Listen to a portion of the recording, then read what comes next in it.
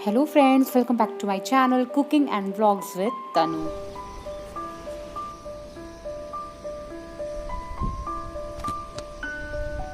Hey guys, तो मैं सो के उठ चुकी हूँ और मैं नहा भी चुकी हूँ, भगवान की पूजा भी हो गई है और अभी सुबह के बज रहे हैं 7।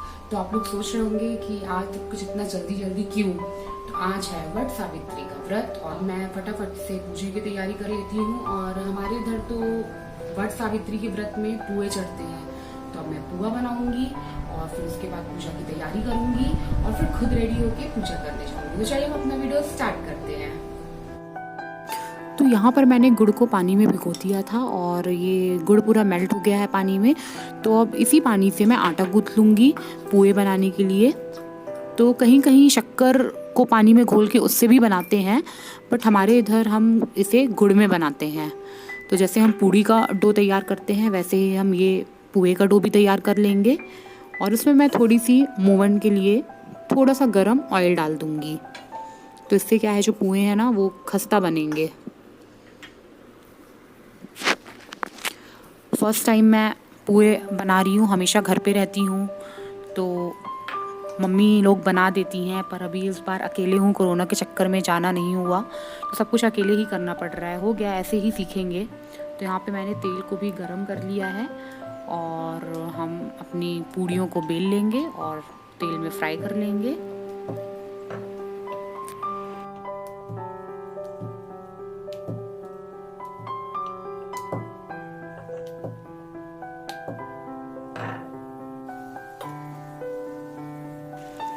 तो तेल अच्छे से गर्म हो गया है, तो यहाँ पे हम पुए अपने तल लेंगे। इस तरीके से मैं अपने सारे पुए तल लूँगी और फर्स्ट टाइम के हिसाब से ठीक ठाक पुए तो बन ही गए हैं मेरे। नेक्स्ट टाइम और अच्छे बनाने की कोशिश करूँगी।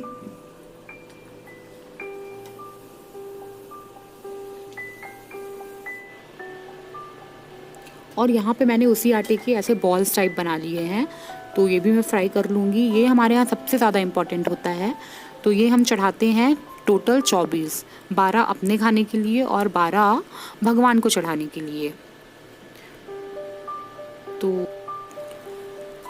तो इसे हम माला टाइप भी बना सकते हैं धागे के अंदर डाल के, और किसी पतली लकड़ी में भी इसको हम फंसा सकते हैं या फिर ऐसे भी हम इसे रख सकते हैं।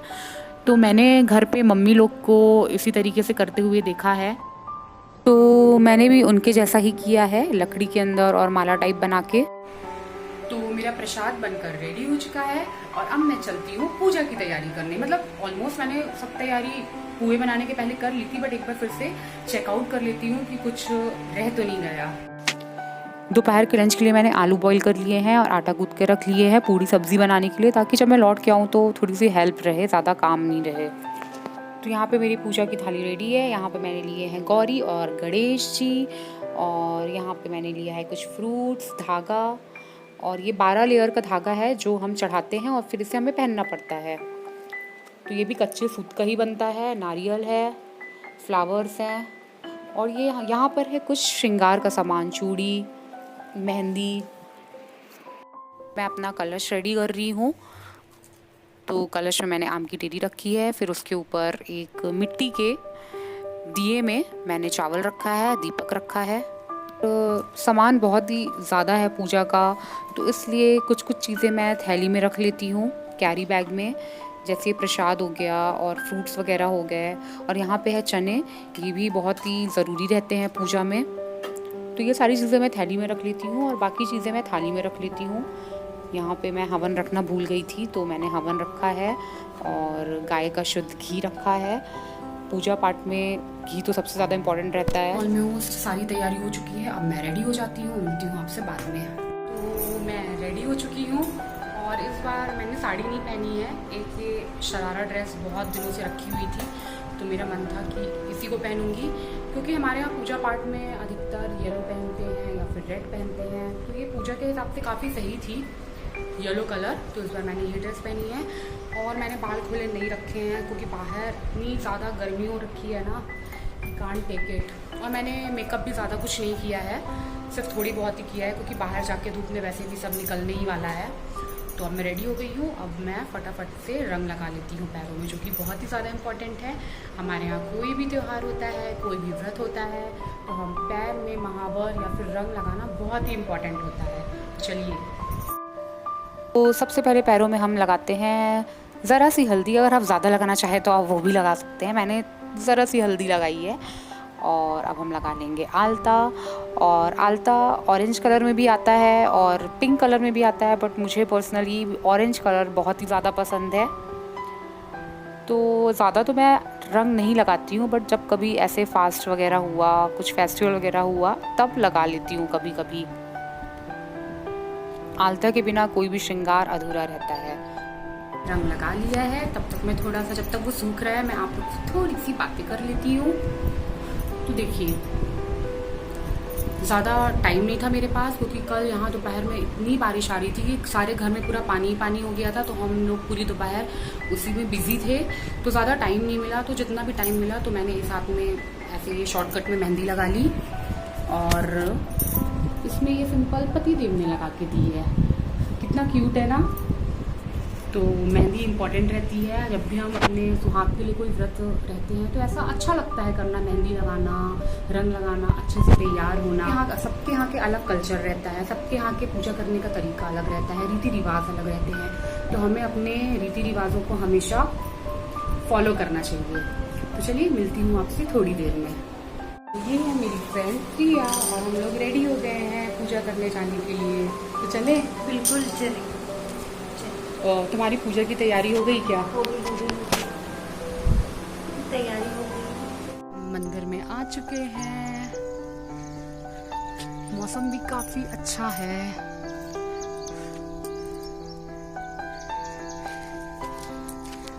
तो ये है बरगद का पेड़, इसी की पूजा करेंगे। यहाँ पे बना लेती हूँ आटे से चौक। तो आप में से बहुत लोग जानते होंगे कि कोई भी पूजा होती है, व्रत होती है, तो हम सबसे पहले आटे की चौक बनाते हैं। ये बहुत ही शुभ मानी जाती है। और इसमें मैं रख दूंगी कलश। कलश में मैं बना दूंगी स्वास्तिक। और यहाँ पे मैं रख दूंगी गौरी गणेश। तो गौरी जो है वो तो गाय के गोबर की बेसिकली बनती है, बट अगर गोबर नहीं है तो फिर हम ऐसे हल्दी की भी बना सकते हैं। तो यहाँ पे मैंने लिए हैं बरगद के 12 पत्ते, उसमें डाले हुए हैं चने। ऐसा हमारे यहाँ होता है। तो यहाँ पे पूजा हमारी हो चुकी है, सब कुछ मैंने अच्छे से चढ़ा दिया है। ये जो माला था वो चढ़ा दिया है, जो प्रसाद लेकर आई थी उसका भोग भी लगा दिया है, और गौरी माता में श्रृंगार वगैरह भी चढ़ा दिया है। तो अच्छे तरीके से हमारी पूजा हो चुकी है। फ्रूट्स वगैरह भी चढ़ा दिए हैं।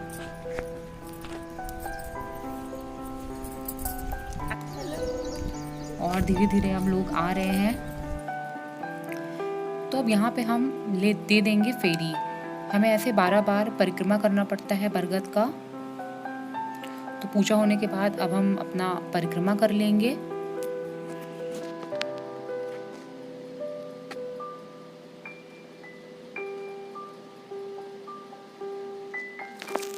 एक बार इधर तो देख लो।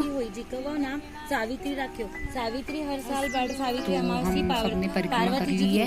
आपका अन्यथा सासू ससुर को बहुत सेवा और हम यहाँ पर जंगल कथा सुनेंगे। काट कर लाया कर दो। सावित्री का दिन मैं 12 वर्ष की होंगी, वक्त दिन मेरा पति की मृत्यु हो जाएगी। 12 वर्ष। तो ऐसे अच्छा लगता है सबके साथ में पूजा करना। तो यहाँ पे पढ़ी जा रही है सावित्री व्रत की कथा।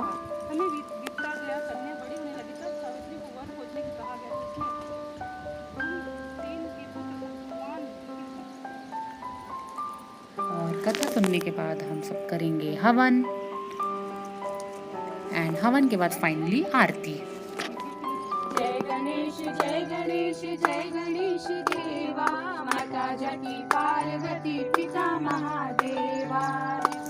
और यहाँ पर है मंदिर, तो हम सब मंदिर में दर्शन करने आए हैं। पूजा हो गई है और हम सब ने एक दूसरे को प्रसाद भी दे दिया है। चूड़ी बिंदी जो भी श्रृंगार का सामान है प्रसाद का, वो सब दे दिया है। और इसके बाद हम सब अपने अपने घर जाएंगे। आप करो, पूजा हो गई है, अब सब हम लोग अपने अपने घर जा रहे हैं। Happy birthday Savitri. तो घर आके मैंने कपड़े वगैरह चेंज कर लिए हैं और घर की जो थोड़ी बहुत क्लीनिंग रह गई थी वो भी मैंने कर लिया है कंप्लीट। कपड़े वगैरह धुल लिए हैं, तने का भी सारा कुछ हो गया है। तो अब मैं आराम से बैठ के चाय पी रही हूँ और बाहर बहुत ही अच्छी बारिश हो रही है। और तो इसी के साथ मेरा आज का ये व्लॉग होता है ख़त्म। तो आपको